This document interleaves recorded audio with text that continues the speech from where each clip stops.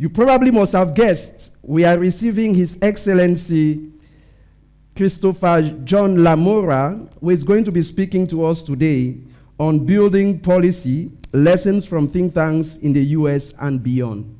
Without any much ado, ladies and gentlemen, join me, warmly welcome His Excellency, the Ambassador of the United States to Cameroon.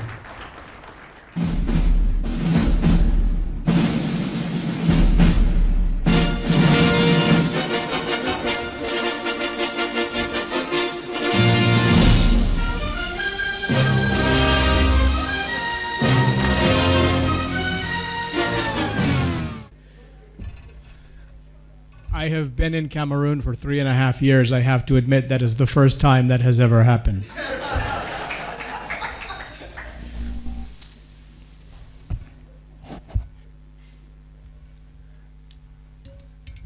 I want to thank Dr. Feretia, the foundation, and Kafu for having me here this morning. I don't know that I merit the introduction or the music that I just got, but I am really, really happy to be here and to talk with you this morning. And I intentionally use the word with rather than to, because although there are remarks that I will be delivering to you, we were talking before we came in the room, and I want to make sure there's a with piece to this as well, and some give and take after the prepared remarks. Let me first say that the idea of bringing together policymakers,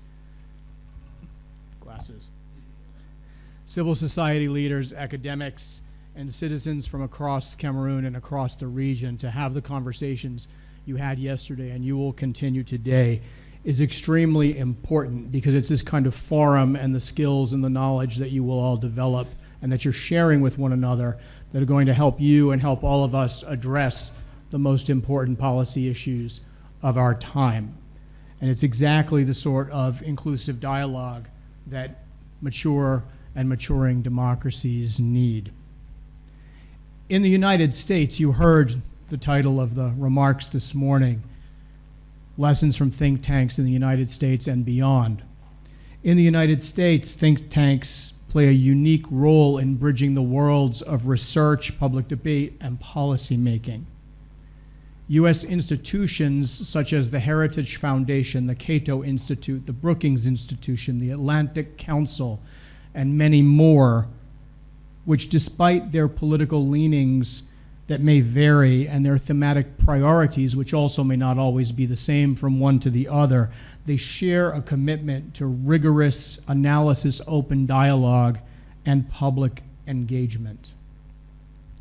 The Heritage Foundation, for example, is known for its deep work in promoting conservative economic policy, national security, and governance reforms. It translates this research into concise and actionable recommendations, often in very plain language, making it accessible to both policymakers and the general public.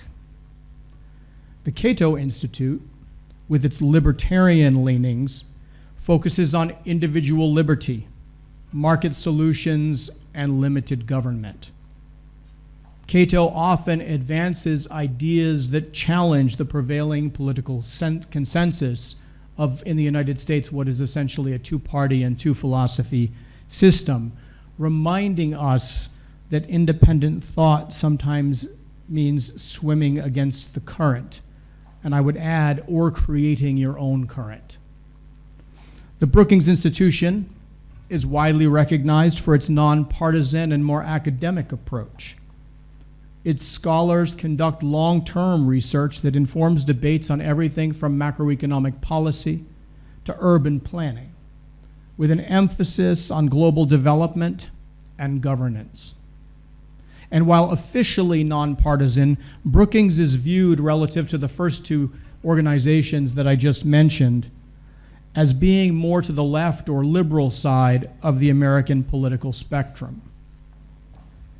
There's a fourth prominent think tank, the Atlantic Council, blends policy research with international convening power, bringing together international leaders from government, business, academia, and civil society to address global security, economic security and stability, and transnational challenges. And in recent years, the Atlantic Council has specifically strengthened its Africa programming, connecting with African policymakers with peers around the world. These institutions, as I said a minute ago, differ in approach and in some respects in their political and economic philosophies, but together with others, they form a vital part of the US policy ecosystem, injecting fresh ideas, critiquing government actions, and keeping complex debates anchored in research and evidence. A hallmark of a successful think tank is its ability to translate ideas into action by shaping the policy-making process. A Brookings white paper on trade policy might be cited in congressional testimony. A Cato Institute report on regulatory reform could help shape state-level legislation. A Heritage Foundation study on energy policy may influence the drafting of federal laws. An Atlantic Council task force recommendation could even inform the terms of an international treaty or agreement. Equally important, think tanks offer neutral ground for constructive debate. They create spaces where policymakers, academics, and citizens, often with sharply differing views, can engage in open, constructive, and respectful discussions about policy. And in today's fast-moving information environment, such trusted evidence-based platforms are invaluable. Depuis près de 35 années de travail sur la politique étrangère des États-Unis, je ne peux pas compter le nombre de fois où j'ai lu ou consulté des documents produits par ces organisations et d'autres semblables, ou même les fois où j'ai cherché activement les idées et les conseils de leurs experts en la matière. J'étais à Washington la semaine dernière et j'ai déjeuné avec un ami de longue date qui est expert des questions africaines dans un groupe de réflexion différent. À l'occasion, nous avons réfléchi, partagé des idées et échangé nos analyses respectives de l'actualité. Ce type d'échange que j'ai eu la semaine dernière avec mon ami à Washington peut être extrêmement bénéfique pour ceux d'entre nous qui font partie de la structure officielle de politique étrangère. Ceci parce que les experts des groupes de réflexion ont la capacité et la liberté de voir le monde d'une manière qui se détache de la responsabilité de la mise en œuvre des politiques. À l'inverse, ceux d'entre nous qui occupent des postes politiques peuvent aider à ancrer et à mouler les analyses des groupes de réflexion en apportant une perspective de terrain qu'ils ne perçoivent probablement pas au quotidien à partir de leur position plus académique. Donc tout le monde y gagne. En outre, j'ai connu des expériences similaires pendant bon nombre de mes affectations à l'étranger, notamment au Ghana, où j'étais le chef de mission adjoint, c'est-à-dire l'ambassadeur adjoint. Sans doute, la plupart d'entre vous ici présents connaissent Afrobarometer, qui depuis plus de 25 ans mène différents types d'enquêtes dans les pays du continent afin d'avoir une idée de ce que pensent les citoyens sur des questions d'importance capitale pour eux. J'ai eu la chance pendant mon séjour au Ghana de connaître l'un des cofondateurs de l'Afrobarometer, M. Jim Abwadi. Avec son équipe, ils ont fourni des données essentielles au gouvernement africain et aux responsables de la société civile pour l'élaboration des politiques publiques intelligentes et sensibles aux citoyens. Aussi, pour ceux qui ne sont pas de l'Afrique Ces informations et analyses permettent souvent d'élaborer non seulement des politiques elles-mêmes, mais aussi de déterminer comment nous pouvons les communiquer le plus efficacement possible aux publics locaux dans nos pays hôtes. Here in Central Africa, the need for independent policy voices and that cross-pollination that I was talking about a few minutes ago is invaluable and urgent. Many of the region's most complex challenges, from economic diversification, governance reform, environmental protection, digital transformation, cannot be addressed by government action alone. They demand sustained collaboration among public institutions, civil society, academia, and the private sector. A strong network of regional think tanks can provide policymakers with objective, data-driven recommendations, amplify citizen perspectives in the policymaking process, evaluate the long-term impacts of proposed reforms, and offer innovative ideas grounded in local realities. In Cameroon, institutions like the Ferretia Foundation and the Nkafu Policy Institute are already playing this vital role, conducting research on economic governance, hosting policy dialogues, and nurturing the next generation of policy leaders.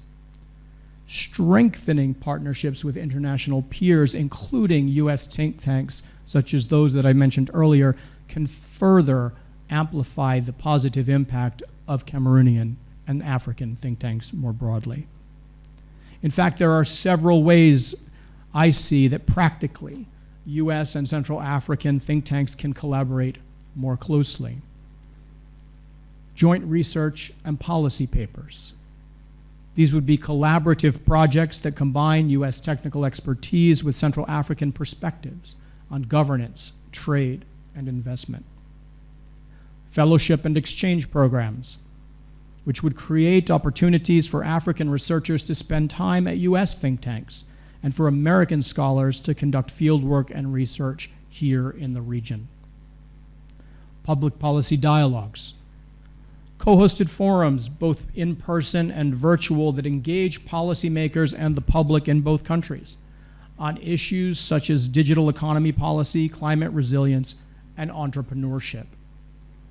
Or youth policy labs, mentorship and training programs that provide young researchers with hands-on experience writing policy briefs and engaging with decision makers.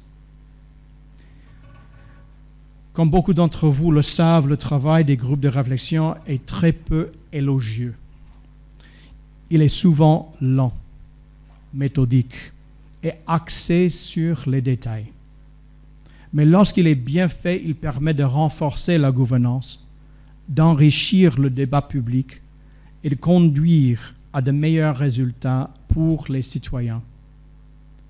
En tirant parti des atouts des groupes de réflexion à travers le monde et en les combinant avec les talents et l'expérience déjà disponibles en Afrique centrale, nous pouvons construire un écosystème politique indépendant, innovant et résilient.